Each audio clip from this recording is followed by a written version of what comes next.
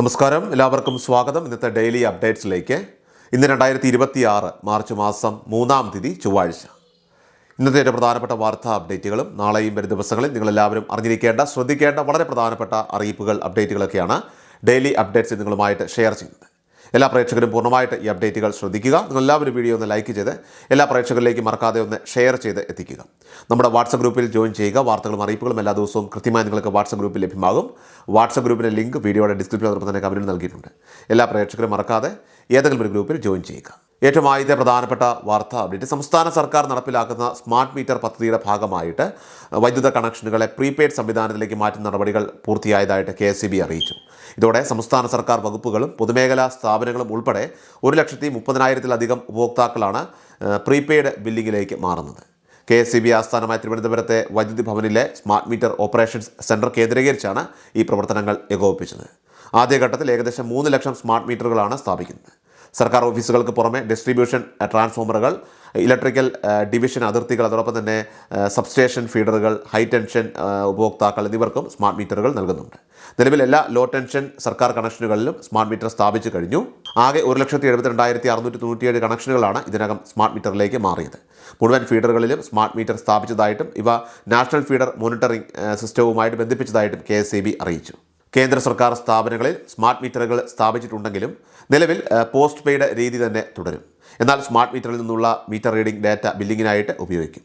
ആദ്യഘട്ട നടപടികൾ പൂർത്തിയാകുന്ന മുറയ്ക്ക് ഇവയും പ്രീപെയ്ഡ് രീതിയിലേക്ക് മാറ്റുന്നതാണ്. ഉപഭോക്താക്കൾക്ക് ബാലൻസ് പരിശോധിക്കുന്നതിനും റീചാർജ് ചെയ്യുന്നതിനുമായിട്ട് www.cportal.kseb.in എന്ന വെബ് പോർട്ടൽ സജ്ജമാക്കിയിട്ടുണ്ട്. കൂടാതെ KSEB സ്മാർട്ട് പ്ലസ് എന്ന മൊബൈൽ ആപ്ലിക്കേഷനും വളരെ വൈകാതെ തന്നെ ലഭ്യമാകുമെന്നാണ് ഇപ്പോൾ അധികൃതർ അറിയിച്ചിരിക്കുന്നത്. അടുത്ത പ്രധാനപ്പെട്ട വാർത്താ അപ്ഡേറ്റ്, എംപ്ലോയ്മെൻറ്റ് എക്സ്ചേഞ്ചിൽ പേര് രജിസ്റ്റർ ചെയ്ത് തൊഴിൽ കാർഡ് കൈവശമുള്ളവർക്ക് ഇതൊരു സുപ്രധാന അറിയിപ്പാണ്.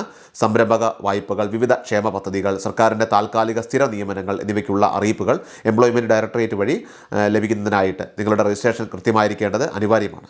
എന്നാൽ പല കാരണങ്ങളാൽ നിശ്ചിത സമയത്ത് കാർഡ് പുതുക്കാൻ കഴിയാതെ സീനിയോറിറ്റി നഷ്ടപ്പെട്ടവർക്കായിട്ട് സർക്കാർ ഇപ്പോൾ പ്രത്യേക പുതുക്കൽ നടപടികൾ, സ്പെഷ്യൽ റിന്യൂവൽ അനുവദിച്ചിരിക്കുകയാണ്. 1995 ജനുവരി 1-നും 2025 ഡിസംബർ 31-നും ഇടയിൽ കാർഡിൻ്റെ കാലാവധി അവസാനിക്കുകയും കൃത്യസമയത്ത് പുതുക്കാൻ കഴിയാതെ പോവുകയും ചെയ്തവർക്കാണ് ഈ സുവർണ അവസരം പ്രയോജനപ്പെടുത്താനായിട്ട് സാധിക്കുന്നത്. ഏപ്രിൽ മാസം 30-ാം തീയതി വരെയാണ് ഇതിനായിട്ട് സമയം അനുവദിച്ചിട്ടുള്ളത്. ഈ ഒരു കാലയളവിനുള്ളിൽ തന്നെ അർഹരായ ഉദ്യോഗാർത്ഥികൾക്ക് തങ്ങളുടെ നഷ്ടപ്പെട്ട സീനിയോറിറ്റി തിരിച്ചുപിടിക്കാവുന്നതാണ്. ഓൺലൈൻ വഴി വിവരങ്ങൾ ശേഖരിക്കുന്നതിൽ സാങ്കേതിക തടസ്സങ്ങൾ നേരിടാൻ സാധ്യതയുള്ളതിനാൽ തന്നെ ഗുണഭോക്താവോ അല്ലെങ്കിൽ അദ്ദേഹം ചുമതലപ്പെടുത്തുന്ന വ്യക്തിയോ നേരിട്ട് എംപ്ലോയ്മെൻറ്റ് എക്സ്ചേഞ്ചിൽ എത്തിക്കൊണ്ട് കാർഡ് പുതുക്കാൻ ശ്രദ്ധിക്കേണ്ടതാണ്.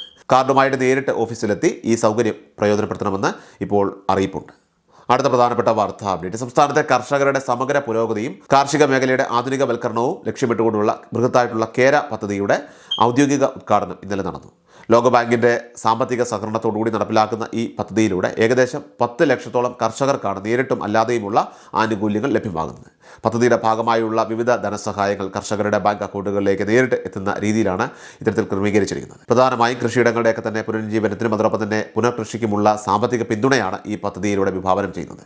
നിലവിൽ റബ്ബർ, ഏലം കർഷകർക്കുള്ള അപേക്ഷ നടപടികൾ ആരംഭിച്ചു കഴിഞ്ഞു. കാലാവസ്ഥ വ്യതിയാനവും വിലയിടിവും മൂലം പ്രതിസന്ധിയിലായിട്ടുള്ള കർഷകർക്ക് ഈ പദ്ധതി വലിയൊരു ആശ്വാസമാകുമെന്നും കാർഷിക ഉൽപ്പാദനക്ഷമത വർദ്ധിപ്പിക്കുന്നതിലൂടെ സംസ്ഥാനത്തിൻ്റെ സാമ്പത്തിക ഭദ്രത ഉറപ്പാക്കാൻ ഇതിലൂടെ സാധിക്കുമെന്നും പ്രതീക്ഷിക്കപ്പെടുന്നു. അടുത്ത പ്രധാനപ്പെട്ട വാർത്താ അപ്ഡേറ്റ്, സംസ്ഥാനത്തെ സാമൂഹ്യ സുരക്ഷാ ക്ഷേമ പെൻഷൻ ഗുണഭോക്താക്കൾ പ്രത്യേകം ശ്രദ്ധിക്കുക.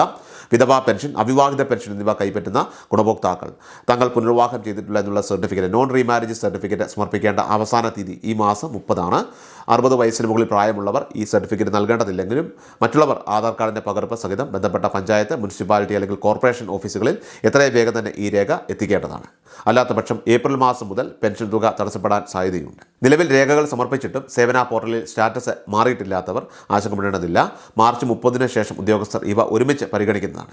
അതോടൊപ്പം തന്നെ വരുമാന സർട്ടിഫിക്കറ്റ് ഇതുവരെയും ഹാജരാക്കാത്ത 3 ലക്ഷത്തോളം വരുന്ന ഗുണഭോക്താക്കൾ ജൂൺ 30 വരെ കാത്തു നിൽക്കാതെ എത്രയും വേഗം തന്നെ അത് സമർപ്പിക്കാൻ ശ്രദ്ധിക്കണം. നിലവിൽ 2000 രൂപയായി നിശ്ചയിച്ചിട്ടുള്ള പെൻഷൻ തുക തടസ്സമില്ലാതെ ലഭിക്കുന്നതിനായിട്ട് ഈ നിർദ്ദേശങ്ങൾ കൃത്യമായിട്ട് എല്ലാവരും പാലിക്കേണ്ടതാണ്.